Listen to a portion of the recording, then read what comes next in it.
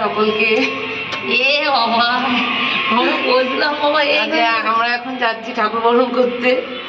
কালকে নবমীর কোনো রকম সিনারি হয়নি, কারণ করতে পারিনি, বেরোয়নি, মেয়ে শরীর খারাপ ছিল, মেয়ে বেরোতে দিচ্ছিল না, খুব কান্নাকাটি করছিল, ওর জন্য বেরোনোও হয়নি।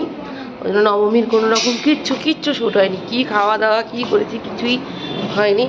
তো এই এখন বেলা 2:30 বাজে, এখন ঠাকুর বরণ করতে যাচ্ছি। এইটুকুই তোমাদের সাথে শেয়ার করব, চলো দেখতে থাকো।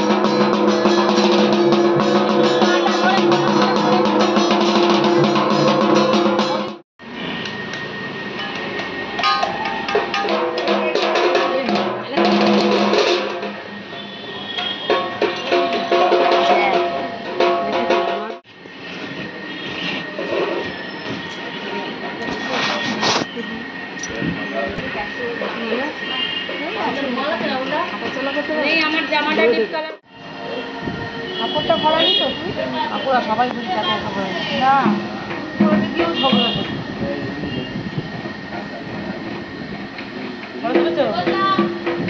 অন্ধকার আসছে।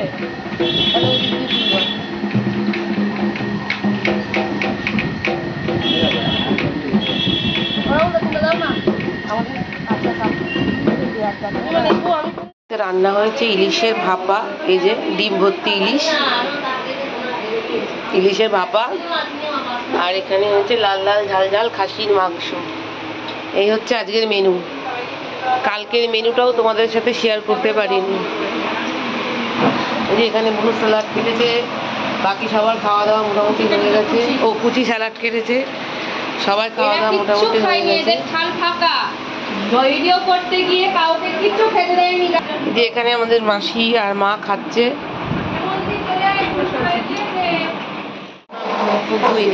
আগে খাবো তারপরে, কারণ প্রচন্ড খিদে পেয়ে গেছে, প্রায় 4টে বাজে। চলো খেয়ে দিই।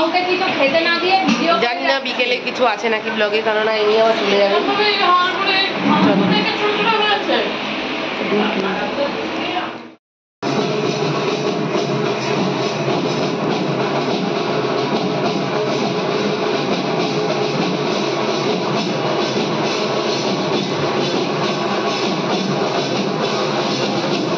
আমাদের পাড়ার ঠাকুর ভাসান যাচ্ছে, তাই আমরা বারান্দা থেকে দেখছিলাম।